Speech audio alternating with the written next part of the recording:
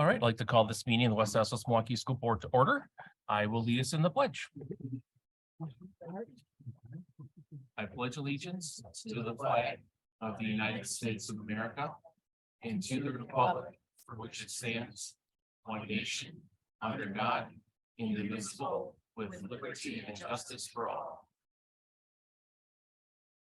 Okay, Suzette, would you please call the roll? Yes. Mr. Becker, Here. Mr. Keller will be delayed. Mrs. Carr. Here. Mr. Sickich. Present. Mr. Burns, Present. Mrs. Kaiser, Present. Ms. Steele. Here. Mrs. Lee, Present. President Lee. Here. Proper notice of this meeting has been posted in accordance with the open meeting laws of the state of Wisconsin. Do we have any modifications to the agenda this evening? We have no suggested changes this evening. Okay, well, then we'll move right into the superintendent's report. Great, thank you. Good evening, everybody. We'll start with 6.1, the legislative update for this week. So there's a new LFB memo, includes estimates of inflationary increases for schools. So a new memo from the Nonpartisan Legislative Fiscal Bureau shows what revenue limit adjustments would have been if automatic inflationary increases tied to CPI indexing that were a feature of Wisconsin school funding from 1995-96 through 2008-2009 were still in place, and compares those to the actual increases provided by the state. The new LFB memo also includes estimates of what inflationary increases per pupil would be for the 2023-24 and 24-25 fiscal/school years covered by the upcoming 2023-2025 state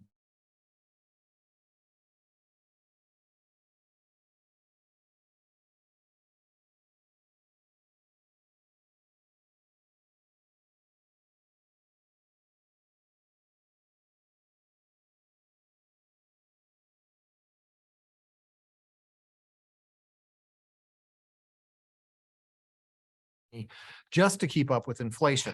For us, that's $20+ million difference. So I think it's something hopefully that our legislators consider as they think about the 23-25 budget. Then 6.2, district recognitions. First of all, from Leadership in Learning, from Deidre Raymer, we want to thank our session leaders for organizing the sessions for our PD Day on January 16th. We also want to thank all teachers for being open to new ideas, for collaboration, and being willing to share. So part of what happens on these days is teachers essentially open their classrooms and model their practices that they really feel strongly about, that are working with their students, and share those with other teachers. And so the energy really was amazing that day, as they're greeting teachers as they came in and then as they moved into their first sessions. And it was really energizing to be in that space with all of our teachers. From Hoover would like to recognize Erica Lannon, Kristen Swoboda, Britton Holland, Anna Sage, Laura Sage, Barbara Wankowski, and Angela Howard for the time and commitment they put into running our nurturing program after school hours for 10 weeks. They brought families together and made great connections. Hoover would also like to recognize Liz Gold, one of our 5th grade teachers, for bringing her vision to our whole school by launching our school-wide project called The Best Part of Me. Hoover is focusing on building community and celebrating what each individual brings to our space. This project helped highlight each student and the positives they see in themselves. Also, a shout out to Nathan Hill seniors, Olivia Gross and Jacob Bilke, for taking pictures of our students. And from Walker, a shout out to all the Walker and Madison teachers for making our first school consolidation event a success. In December, teachers at both schools worked together to connect their students through pen pals.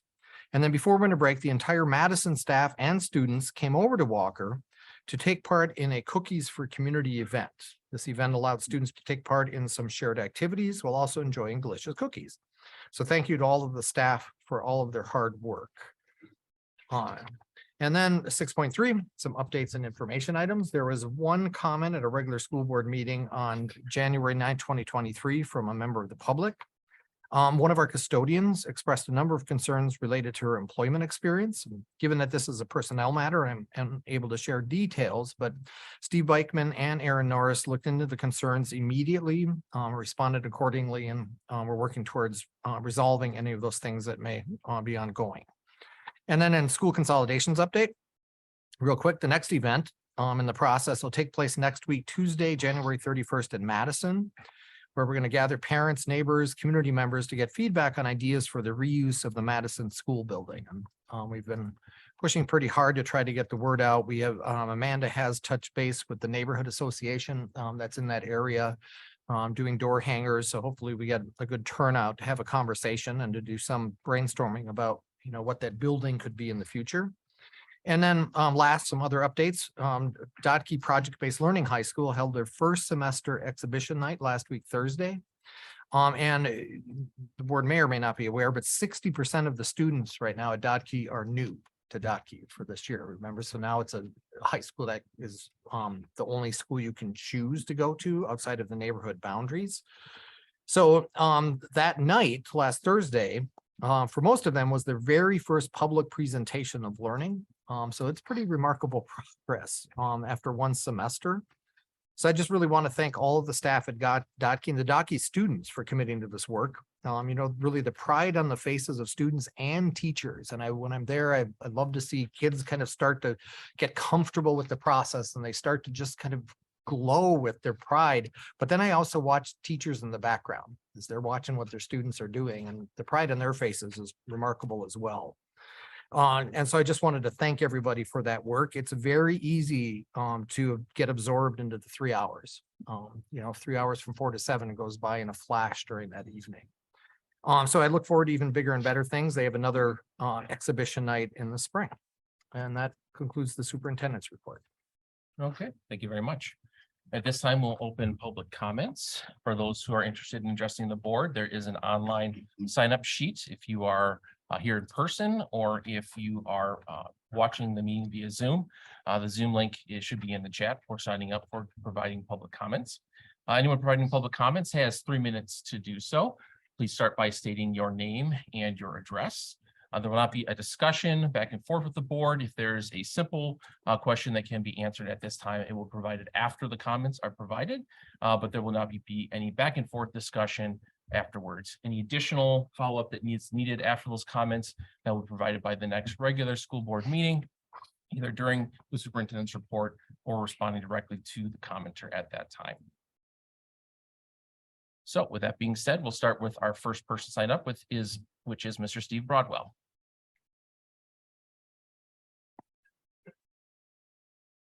Steve Broadwell, 12965 West Ohio Court, New Berlin. District leadership here is an abysmal failure in so many ways, with accountability and appropriate consequences for misbehavior clearly absent. No better example is the lane bullying incident against a disabled child.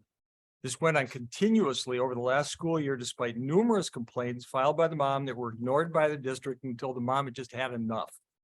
The continued failure of the board members and staff to appropriately intervene culminated in an attack that resulted in a serious injury to the child, accompanied by collateral effects of that injury when the child's head was bashed on the pavement by these juvenile delinquents.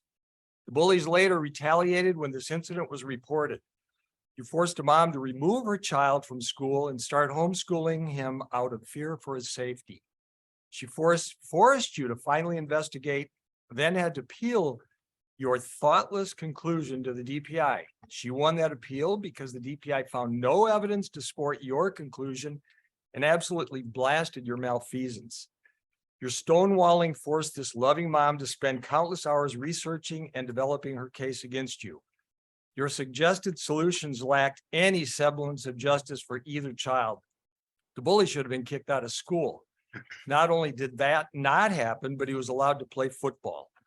In their 22-page ruling, the DPI stated you violated all district policies relevant to this terrible abuse. It has instructed this district to conduct a proper investigation and that all staff undergo extensive training. The report stated that the account provided by the Lane principal, who was fired over this, should not be taken at face value. He was your scapegoat, but the DPI sees all of your culpability.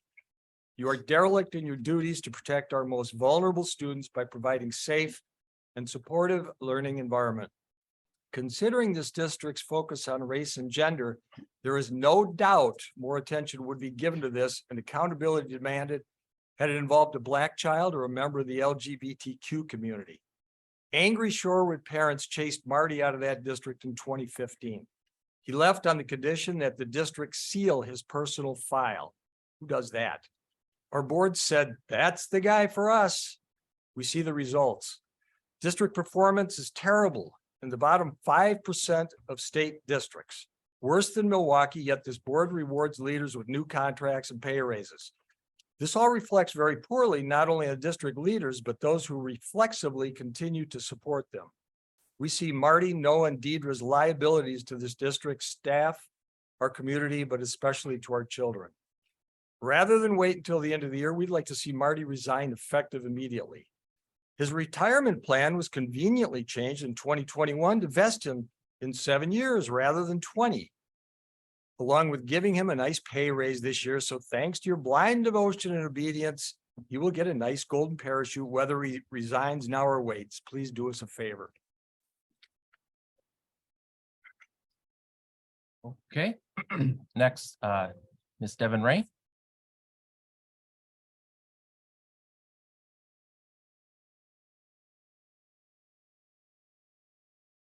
Devon Ray, 1027 South 110th Street. Sure, you're all aware by now, the district has failed. All of my claims to this fact have now been validated by the DPI. You've made it abundantly clear through retaliation that my children will never be safe in this district, but I will continue to stand for the rest of the children in your care and demand that you do better. No one should have to go through what you put us through. In a letter Marty sent to a talk show host last week, Marty wrote, "As a leader, I have always been committed to acknowledging when things go wrong and equally committed to correcting errors." Think about that when you think of everything that he's done to me for the past 8 months to silence me. That doesn't sound like someone who's sorry for what he did. That sounds like someone saving face for getting caught. The attack on my son should have immediately been reported to the compliance officer. Instead, Marty threatened me with truancy and accused me of attacking other children for making a post about what happened to my son.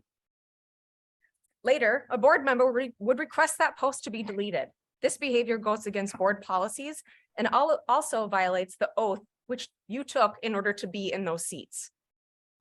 When I contacted the board about this inappropriate behavior, it took 4.5 months to get a decision. I got a response from Noah saying, "We have determined the board member was acting in her capacity as a private citizen and has not violated any board policies, nor have any other board members or district employees. DPI has determined that is a lie." I ask that Kristen Kaiser and Noah Lee step down from their positions on this board. I also ask that you terminate Marty and Deidre for their part in all of this. Deidre's employment history implies that she has extensive knowledge in IDEA laws. She has the necessary education to stand as an LEA for IEP meetings and is supposed to be a leader in advocating for kids with special needs. She was well aware of the policies and laws that she was breaking, and I'm sure everyone, including Deidre, know that it's fraud to edit documents after they've been signed. And she did just that. Open records requests prove that she edited my son's IEP 8 days after it was signed. This district knew about this, and this violates federal laws. This was no mistake. This was willful negligence. She was using it to hide the truth that should be met with immediate termination of her employment. Deidre was involving herself in the investigation to sway it away from the misconduct that herself, Marty, and Noah were partaking in. When I told Marty that she should have been one of the ones investigated, he said that she was only acting within her role. That is not what the policy says, and DPI agrees with me.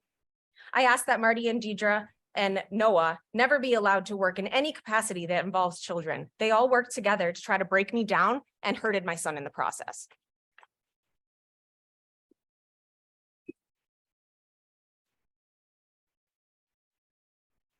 Rhonda Noyes.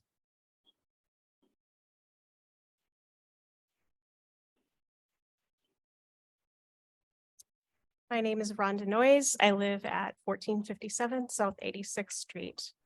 I've always been a firm believer in the words, "If you see something, say something." It's a quote that has been in many email communications to our school district families as recent as last week. I'm bothered with how one of our moms in this room was treated, Devon, when she sought out help for her son after he was attacked. I'm also bothered to hear of the many parents who have reached out to her with similar stories of bullying in our district, only to have no action taken. Can you imagine the frustration when we as parents see those words? If you see something, say something. These parents did that, and what good did it do?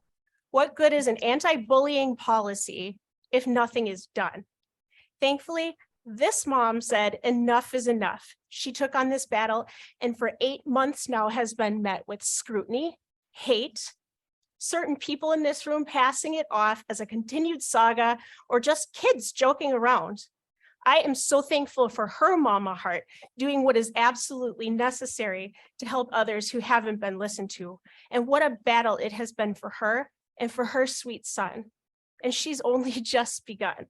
Ordinary people can do extraordinary things, and she has already achieved this. We are told that if we see signs of abuse or we're being abused ourselves, that we should speak up. And the reason so many don't speak up about their own childhood abuse is because of situations like this with our district. We have many kids in this district who have asked for help only to be ignored. And why on earth would they feel as though they could ever speak up? It's time to have accountability and consequences for those who bully in our schools. I would like to know how much of this district's money was spent on attorneys instead of on our children. Just so you could try to cover your butts and make it look like you actually took any kind of action for this mom and her son. The parents who are paying attention know very well that the DPI found this district and board at fault for not acting appropriately or at all. And it's shameful to watch as one attended the state education convention this past week, acting so interested in the different exhibitions from the schools in our districts to try and mask the complete failure that they are as a caring and compassionate board member who has our kids' safety and well-being in mind. This person's true colors are out there now. And as this person was invited into my home when they first ran for school board, I'm disgusted to learn. I'm disgusted as they turned out to be the complete opposite of what I thought I was voting for. And the more parents learn of this over the coming weeks, the more they will realize that this person has no business running again for another term. It's been on local television and radio, and that is such an embarrassment to our district, you guys. That's such an embarrassment. And with that, I'm asking that our board members start to think for themselves and question their own integrity with the ways that they choose to respond. And I'm asking this current president to kindly step down and let a responsible and caring adult assume this role. Our district is desperate for someone better, and we will not continue to allow our kids to be abused. Please hold applause. This is not a forum for that. So that's part of decorum. Mr. Broadwell, you've had your opportunity to speak. So please, enough, Mr. Broadwell. Thank you. Kelly Mauser.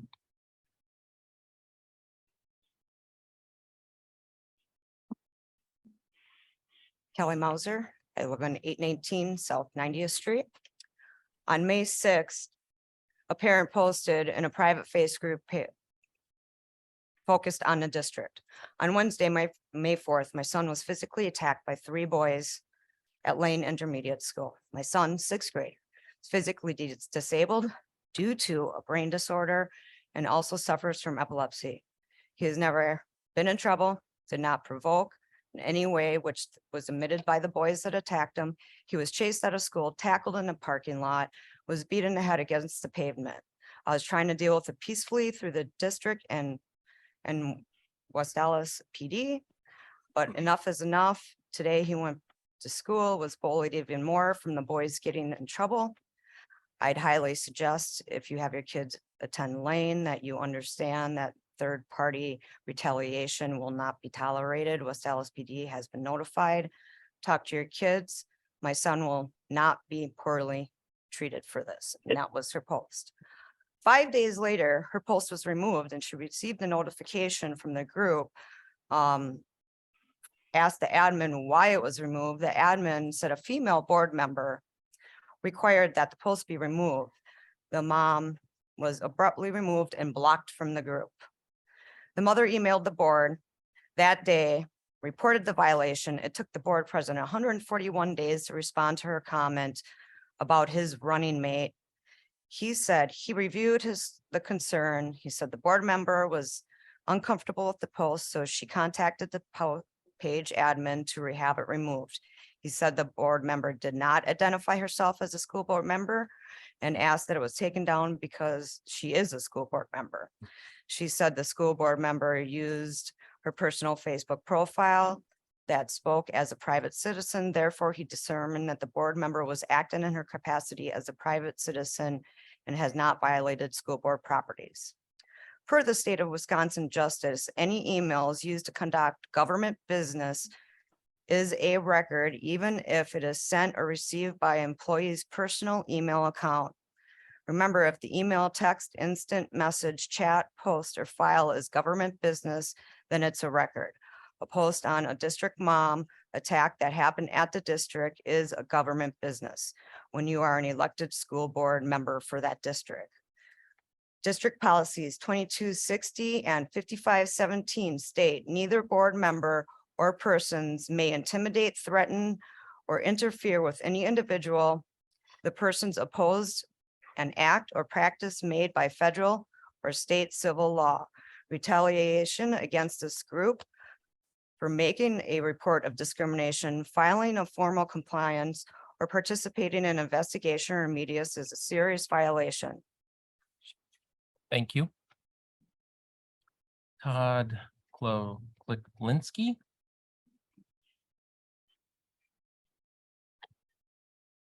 Todd Swiklinski, 1027 South 110th Street, West Allis. Perception. Perception is very prevalent in today's society. I think we can all agree on that, especially self-perception. Everyone looks at how many likes they got, how many views they got. This district has an issue with their own self-perception. They care more about it than they actually care about what's going on. They would rather create an illusion that this district is perfect and great to everyone. Overlook and hide many, many issues with inside this district, just so everyone can see how fantastic it is. This one DPI case that we've been talking about, Devin, my stepson Silas, took over 5 months to show how this district failed in every single aspect of it. Every single one.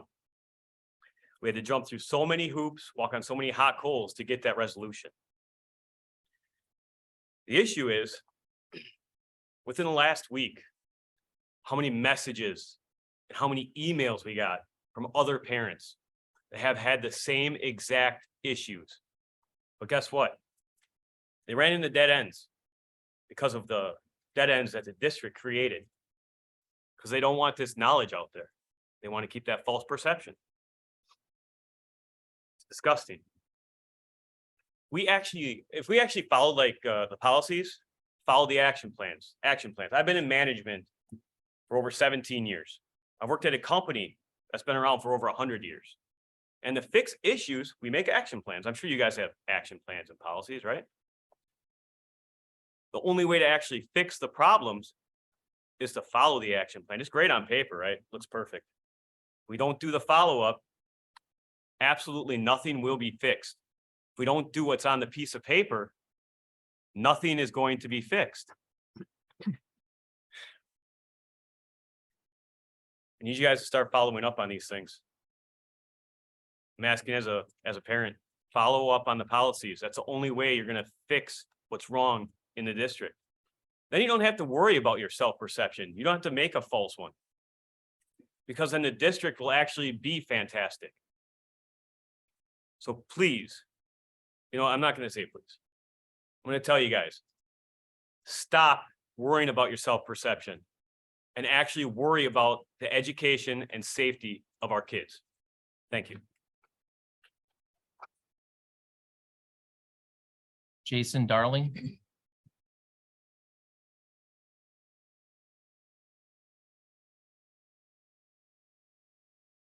Good evening. Jason Darling, 11135 West National Avenue. Mine should be kind of quick tonight. I just want to encourage you guys all to sit back and evaluate the current situations that we're facing here in the district. Ask yourselves if you set out and accomplished what you wanted to when you became the school board member for us. Ask yourself if you strengthened the district any, or if you've heard it since you have started. Touch back off of his now. Why does everything appear perfect and safe on the paper? In reality, it's just the opposite though. Everyone looks at our academics, we get laughed at. We're still struggling. We're still in the bottom of the entire state. We still refuse to keep teachers, administration, and students all safe. Communication problems are across the district. News and radio just recently alerted parents of a fighting and had footage from Hale High School. None of that was reported until hours after the incident and after parents were hearing it on news and radio. I'm asking you guys to stop playing follow the leader and be your own leader. Set your own example. Take parents' wishes in with open arms and look to see how many have left under your watch. And for those that are graduates or will soon have graduates that they cannot wait to be done with our district. Need to go back and hold accountability for people's actions. It's not a race thing. It's just accountability. Let's get back to the proper discipline and everything else follows suit after that. You got to get ahead of the problems before they start. And it all starts here with you guys here at the top.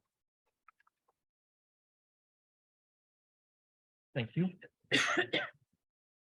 Alexander Stonehouse.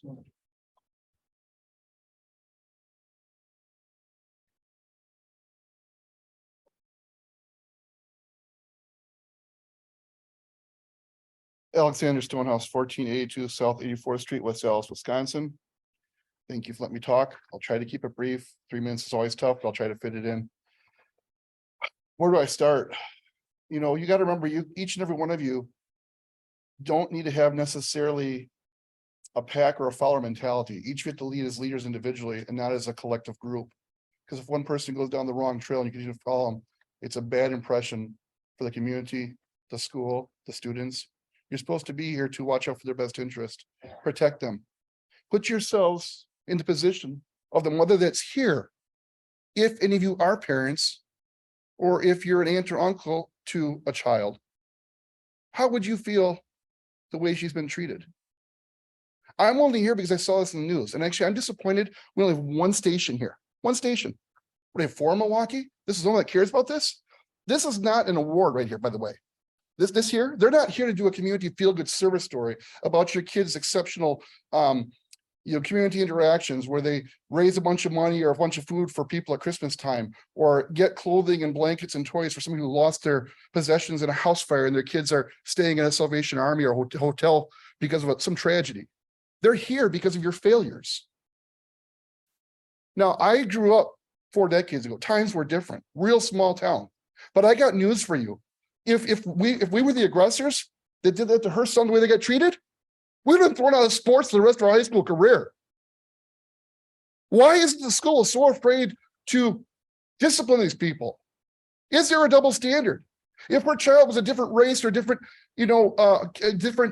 category of, a classification or more woke, would they be treated differently? Would you just sweep it under the rug? You can scold me all you want, sir. That's fine, but it has to be asked. I'm sorry. And if I, as a parent myself, if my child went to your school and did what those children did to her child, and you didn't discipline him, you didn't suspend him, you didn't call me in and hold me to the fire for letting my child down, I'd be disappointed in you.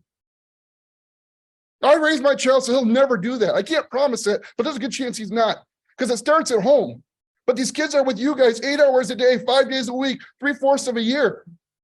They get a lot of their influence, a lot of their behavior patterns and stuff from their peers and from their environment in the school. Parents can't be everywhere. Do better. You work for us. You're all voted into office.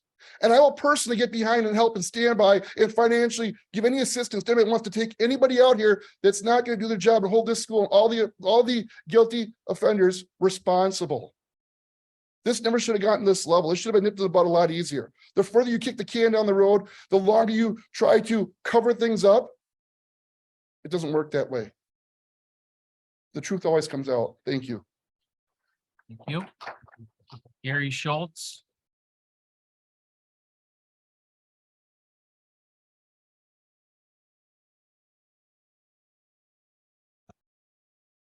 Gary Schultz, 1238 South 54th Street, West Milwaukee, east side of the district.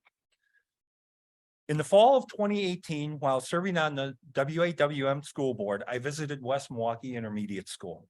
I recall one student in particular. I asked a student why they liked West.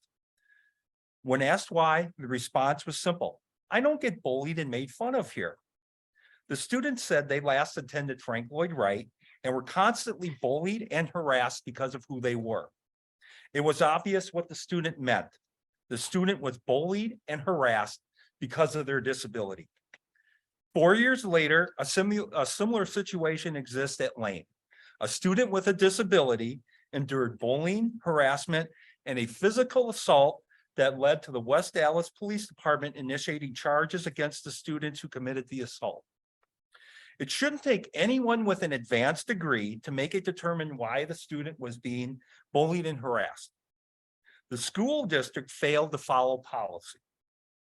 The parent fought for their child, as you would expect a parent to do.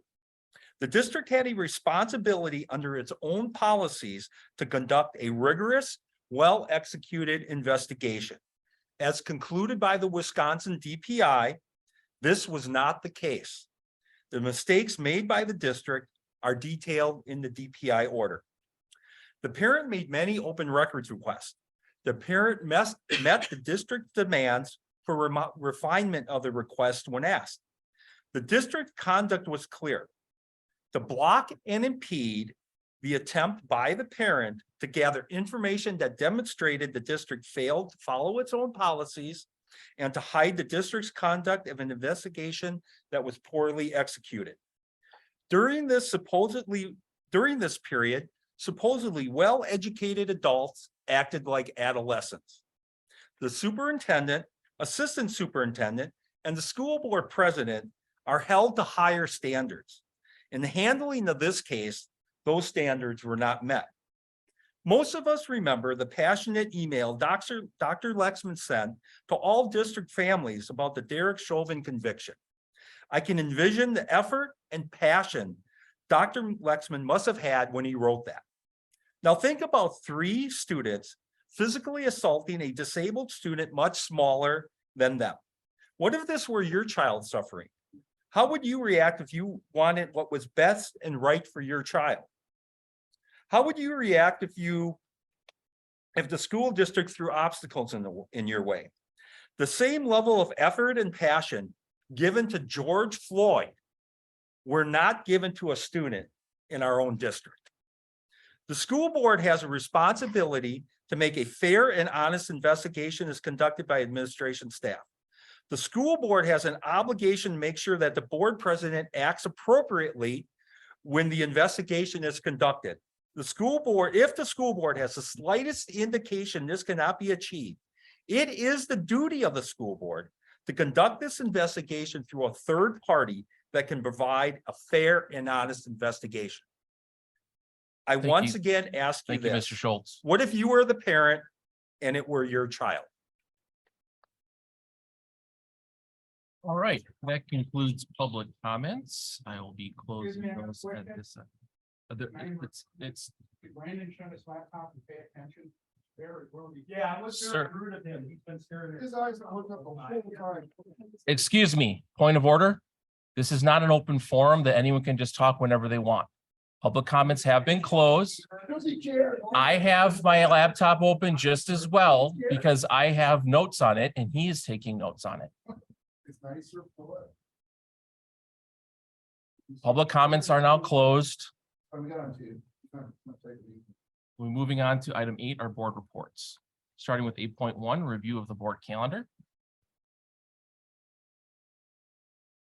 So today is Monday, January 23rd at 6 p.m. We have a regular Board of Education meeting immediately followed by a closed session. Then on Monday, January 30th and Tuesday, January 31st, we have our first round interviews for our superintendent search, which will be in closed session. Then on Monday, February 6th and Tuesday, February 7th, we will be having our second round interviews for our superintendent search, which will be with our firm and the Board of Education. On Monday, February 13th at 6 p.m., we have a regular Board of Education meeting, immediately followed by a closed session. Then on Monday, February 20th at 6 p.m., we have school showcases with Central, Franklin, Hoover, Horace Mann, Madison, Mitchell, and Walker. And then financial stability and efficiency workshop on the 21-22 audit review, and then a facility and grounds overview. Then on Monday, February 27th at 6 p.m., we have regular Board of Education meeting, followed by a financial stability and efficiency workshop, pupil count 23-24, enrollment projections, estimate revenue limit calculations, and preliminary budget projections. Moving on to item 8.2, our board committee reports. Starting with 8.2.1, recreation and community service, Mr. Sikich. Thank you, Mr. President. Excuse me. At our last committee meeting, we were joined by Steve Eichmann, Justin Marion, and Greg Lucas. Steve provided an update on the projects completed at the athletic complex. We discussed the need for creation of a capital improvement plan to address the outdoor athletic facilities that prioritizes projects based on safety, need, and Title IX, along with attaching dollar amounts to each of the projects. Outdoor athletic facility needs are not currently included in the school's capital improvement plan. Steve, Greg, and Justin, updated the committee on the work and the plans that they are collaboratively putting together. Request for proposal has been issued for the upcoming remodeling at Lane, and those are due to Shelley by February 1st. Shelley will continue to update the committee as the process progresses. The city of West Allis is currently considering plans to build a new pavilion at Liberty Heights Park. Our Recreation and Community Services Department has been actively involved in that planning process as they use the space for summer programming and could potentially expand programming during the school year. Shelley is currently in communication with the city administrators to develop an MOU, as the city is interested in the Recreation Department being a financial partner in this project. Once an MOU is drafted, Shelley will bring forth to Aaron for legal consultation. And that concludes my report. Can you just remind me what MOU means? Memorandum of Understanding. yeah, All right. understanding. Know the rest. Thank you, Mr. Sikich. Any questions for Mr. Sikich regarding his report? Or things to be considered by the committee at future agendas? Seeing none, thank you very much, Mr. Sikich. Moving on to item 8.2.2, financial stability and efficiency report, Ms. Kaiser. All right, at the January 19th Financial Stability and Efficiency Committee meeting, we discussed the following. In regards to other post-employment benefits, staff surveys were sent out to kind of set a baseline among staff regarding the recently proposed changes. Initial meetings have been positive, and a focus group met today with Mr. Norris, and there will be a few more meetings to come. We discussed debt defeasance. We have some remaining debt related to energy efficiency, and Mr. Norris presented how we could pay off Fund 38, which in the short term would save us quite a bit of money. An action item will be coming soon to the board for more discussion. I think we're going to work in a workshop in there too, because we love those. We had the results of the 2021 audit review. Jeff Borland joined us and said what we need to hear, which was boring is good. We achieved our goal to drop from 4 audits to 3 audits, one of which we're always going to have because we use an outside resource for our auditing. The other 2 were related to a transportation issue and were quickly amended, and we were grateful that they actually found that for us to fix. Lastly, we talked about the activity bus that we've started in like October, November. We're waiting on some answers from First Student Bus Company regarding data, but it is being utilized. So we think we maybe need a little more communication out there, let folks know about it, but it is being utilized. And that's the end of my report. Thank you, Ms. Kaiser. Does anyone have any questions for Ms. Kaiser regarding her report?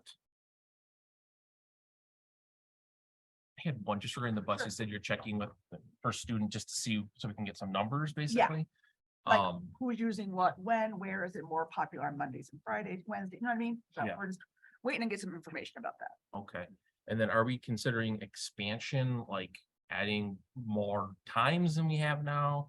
I think Or- we need to look at the original, I think we should look at where we are currently Uh-huh. and maybe push a more community narrative about what we have that we're offering this. Okay, I don't know if Mr. Norris wants to jump in at all, but I just wasn't sure if we More of an got update feedback plan. from parents or people who want to use it, like, is this a good time, bad time, or is there additional time? Yeah, so that's a good question, Noah. And so currently, the bus company has been gathering weekly data, which is broken down by a day of the week and, trying to target that and line that up with calendars. And, there's an event going on Tuesday and trying to figure out is like, are students using it more for, athletic evenings, or is it more for clubs and things like that? Currently, the barrier that we're trying to work through and part of the conversation we've been having on transportation and with the expansion of services next year with closing schools, more students get bused, right? Is trying to build in an idea of having a bus run later, because currently if there is a barrier to why students aren't using it, it's because the last run gets done by 5. Mhm. And so if you think of athletics, those games and things run until sometimes 9 o'clock at night. So that is the challenge and trying to work through that. And so that's the goal. I think if we're going to increase usage, the best way to do that is to get one that runs late, and it can still begin at 4 and just run till 9. So I think that's probably the goal. So I don't expect to see, as I mentioned, the committee, a ton of usage, but I think on high event nights, you'll see, maybe 8-9 kids riding it, which is still helpful for 8-9 kids, so. Okay. But yeah, Thank you. more work to come on that though. Any topics for Ms. Kaiser or her committee to consider at the next meeting? All right, seeing none, let's move on to the .3, board member reports of community events. Mr. Sikich. I would like to give a shout out to Wilson for their staff chili cookout. Who said you can't have a free lunch? Yeah. It was really neat. There had to be at least 10 or 11. And couldn't hit them all, but I hit some of them. But I want to thank them for inviting me and the other staff members. All right, yes, thank you. Ms. Kaiser. Myself and Mr. Lee, Ms. Steele, Mr. Sikich, Mr. Becker, all attended the Wisconsin Association of School Boards, and we did find Mr. Sikich this year. That was a goal of all of ours. He was in the street. It's hard to find him. It was a fantastic event. Huge thank yous to Deirdre and Amanda and Aaron and Adam for having our Dot Key kids, Dylan's Coffee Shop, and our custard flavor winners there giving out samples. I know that was a busy location. A lot of convention members were really excited and impressed by what our kids are doing. I also went to a few really good sessions about curriculum development, the delegate assembly, where we weren't able to pass everything because it ran too long and we lost quorum. The only one resolution that was not passed was supplemental funding for universal free meals. I spoke in favor of it several times at the podium, but unfortunately it did not pass at this time. I don't want to speak for Amy. I'm sure she'll bring it up, but we did go to a fantastic session on the group called Students Against Hate. And it was just a phenomenal, heartwarming to see that the kids are all right and they are amazing. And lots of cool school law information, and also some new ideas about boosting student scores in the post-COVID era. And I'm looking forward to next curriculum meeting, talking and hashing out some more ideas. Okay, thank you. And that was a lot. Ms. Steele. I have my list here, So I just so a couple things. I was able to go to the literacy night at Madison. I think January 11th. So last week, Wednesday, it was really cute. They did, I don't remember what the exact wording was, but it was like a glow theme. So you color things, everything was in black lights, and they had, glow lights and all that kind of stuff.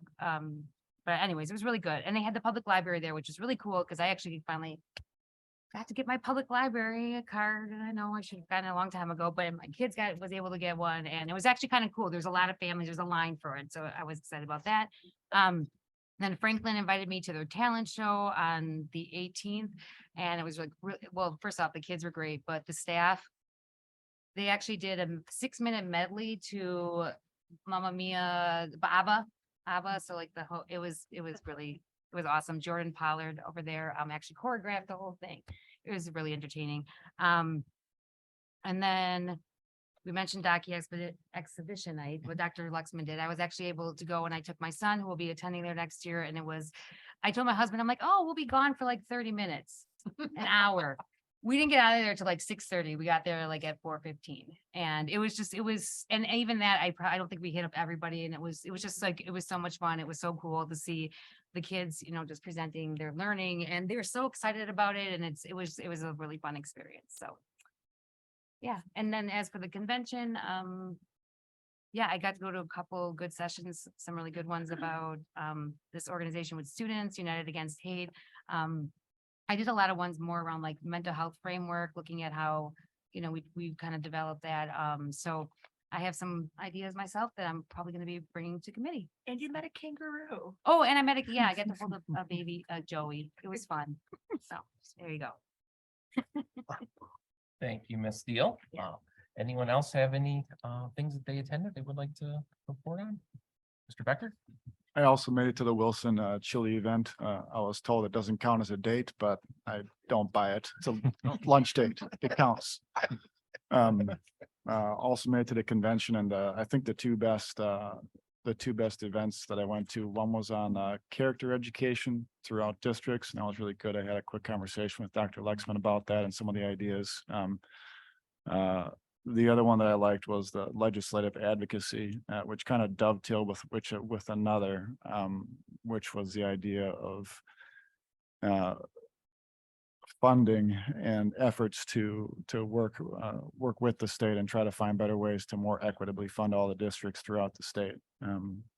Just as Mrs. Deal said, specifics I'll be taking to the committees once I get it all sorted out and get it all ironed out exactly what I want to try to articulate.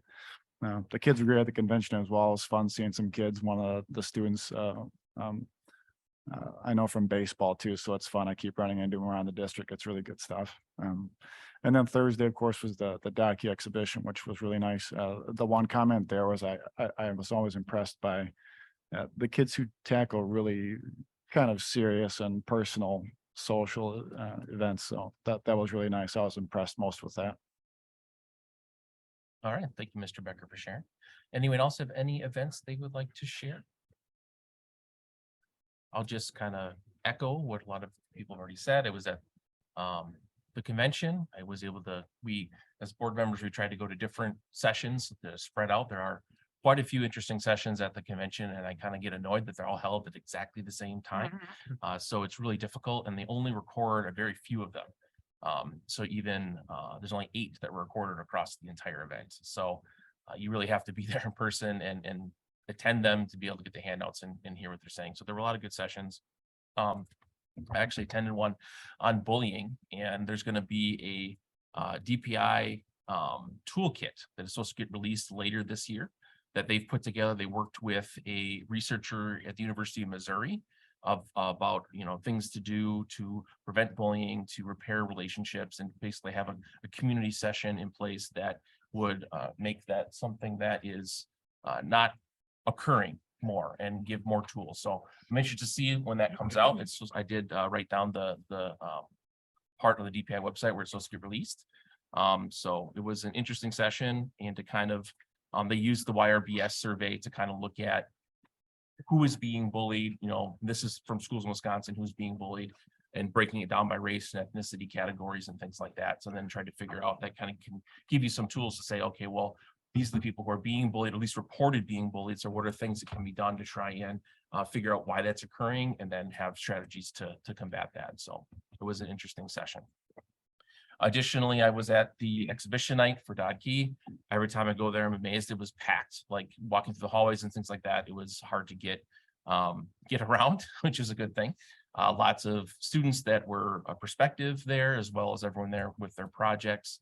I spent a lot of time by the honey business, which also was at the state convention as well. talking with a student there about why honeycombs are hexagonal and not a different shape. And I will tell you, there's a good reason, but I'm not going to spoil it for you. Laura gave me the same one. I was like, oh, She knows her stuff. yes. And also, I was also at the Wilson chili cook-off, if you will, as a judge. I was happy enough to be able to make that over my lunch break. And so it was overall a good time. Mr. Keller, we're just doing board reports on things. Is there anything that you wanted to report on before we move on? Nope, not at this time. All Thank right. you. Well, then I will, unless anyone else says anything, I will move on to 8.4 other updates and information items.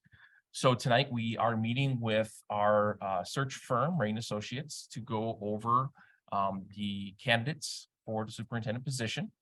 We will be going to closed session for that. And we've, as a board, have already been able to review materials, and we'll be going in depthly on that. And at the end of this session, we'll be basically figuring out how our first round and second round interviews will progress, the parties that will be involved in each of those steps, how they will work, and then who will be basically extending those first round interviews to. So with the application closing on the 15th, we are now at this next step, and it will be a pretty aggressive process moving forward with our first round interviews occurring next week already, and then essentially 2 weeks later having our second round interview. So I think it's an exciting time for us, and one of the most important things we will do as a board. So I know that we'll all be very focused and interested as we move into that session. And that's all I have to report on that. So we'll move on to our consent agenda this evening. Starting with 9.1, our approval of minutes from regular Board of Education meeting on January 9th, and then our board workshop on January 16th. 9.2, our employment summary. 9.3, the supplementary contracts, and 9.4, our financial summary. Does anyone need anything separated out? I need to jump in. I don't need anything separated out. Okay. I need to make a technical correction. I've been, Cheryl Bone, who's noticed on the employment summary as resigning. She emailed me while we're sitting here, and she wants to make it clear that she's retiring after all of her years, so that we get a motion that makes that change so that it recognizes her intent of retirement. And I want to congratulate her.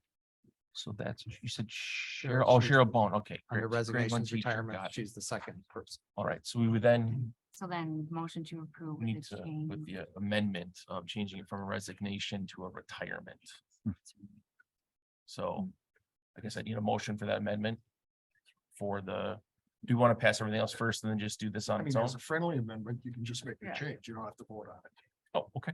So friendly amendment, Yeah. any issue with that?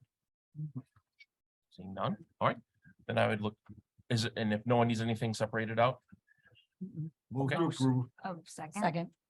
right? Moved and seconded as amended. All those in favor? Aye. Opposed? All right, that passes. Thank you.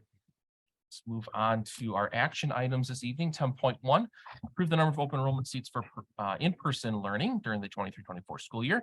Ms. Bergman and Mr. Norris. Good evening, everyone, and welcome back. This is an extension of our workshop. Last week, was it? last January week? January 9th. Okay, yeah, it's on the screen, January 9th. Sorry about that. So, to go through kind of briefly the process again, just as a reminder, overview, and then to talk through kind of where we're at with open enrollment seats, both in person and then Mr. Hangel's here tonight to talk about the virtual open enrollment seats too. So on the 9th, we talked through enrollment projection. We went through kind of the process, how we arrive at enrollment projection, and how eventually the district enrollment boils down to school, and how the school enrollment boils down to sections, which equates to staff. And so we talked through that. And really just to briefly go through that, our enrollment process, seniors are cast forward and our enrollment is adjusted based on historical averages. So we see increases and decreases certain years, more or less at transitions, and the large two are going to be from K4 to kindergarten, where students and families are legally mandated to attend school. And then the other large one is 8th to 9th grade. And generally we see a lot of families come back from private schools to public schools. And so you can see that there's increases at those two grades. And then we always enroll, we project our enrollment and staff it based on 92%. meaning that we leave an 8% cushion in each classroom to absorb transiency across schools. You can imagine a small school currently like a Madison or Longfellow, one family of 4 moves in, that can have a huge impact on staffing and sections. So having that buffer is really, really important for our schools.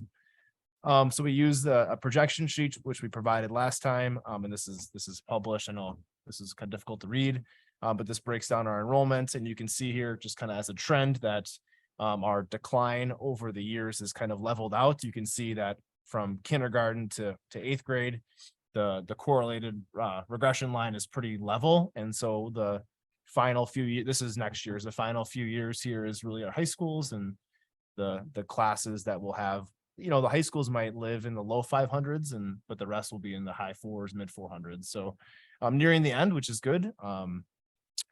So our decline from 22, 23 to 23, 24 projected is just under 100 students. So nothing substantial, but where the students fall in which schools, that's always the picture. And I know Marty at our last meeting talked about, given that, the reduction in force piece that we'll maybe end with at the end, Marty, but so that the minimal number of students that we're reducing. So you can kind of see here by grade that it's spread pretty thin. There's not one large grade where we're seeing a huge decrease or increase. So that's that. And this is all shored up here from the second Friday count. So that breaks down to students per section. This is the board approved class averages for class size. So you can see that we plan max for our elementaries at 22 a building, and for high school 27, or for secondary 27. So all of this is based on the 92%, which would be 22 and 27. Our projected enrollment, there's no changes here from last meeting. And that lands us with the action item in front of you tonight, which is this slide, which is 181 open enrollment seats based on those calculations. Predominantly in elementary with a few students in high school. Just wanted to give you a quick summary. So any question, this is more for in-person, regular education, open enrollment seats. Questions? I just have one. I know before the workshop, that was when Second Friday was going to be. Yes. The results of Second Friday count, were they higher or lower than we were expecting? Great question. I forgot to add that. So actually, in a very odd circumstance, our third Friday enrollment was 7,221, and our second Friday enrollment was 7,221. So in schools, it obviously changes, but it's very rare that it's exactly the same. And so it actually came out exactly the same. Now, enrollment and membership are very different. Membership is what we report to the state. That's based on all residents who open and enroll out, subtract open and enroll in. So that number doesn't impact staffing, but it's haven't had that happen yet in a long time. So Yeah, so I know. As soon as I saw the numbers, I brought it right up to Aaron. I'm like, the numbers are exactly the same for both counts for enrollments. Yeah. So it's kind of interesting. Yeah. Okay. So Any other questions? As I look for a motion. Move to approve. Second. Moved and seconded. Any last minute discussion? All those in favor? Aye. Opposed? All right, that passes. all right, Thank you very then much. we'll look Adam up here and Mr. Hengel. Move on to item 10.2, approve number of virtual DLVA open enrollment seats for the 23-24 school year. Mr. Hengel. All right, good evening. So very similar to Aaron's calculations, how we calculate seats for virtual. We're looking at about 56 open enrollment virtual seats over the course of the year. And this is again, based on current staffing, current enrollment, as we sit starting at the second semester tomorrow. That's pretty much it. Questions? I look for a motion. Move to approve. Second. Moved and seconded. Any last minute discussion? All those in favor? Aye. Opposed? All right, that passes. All right. Thank you very much. thank you. All right, this ends the business portion of our meeting this evening. We will take a 5-minute recess while we get set up for closed session. We are in recess.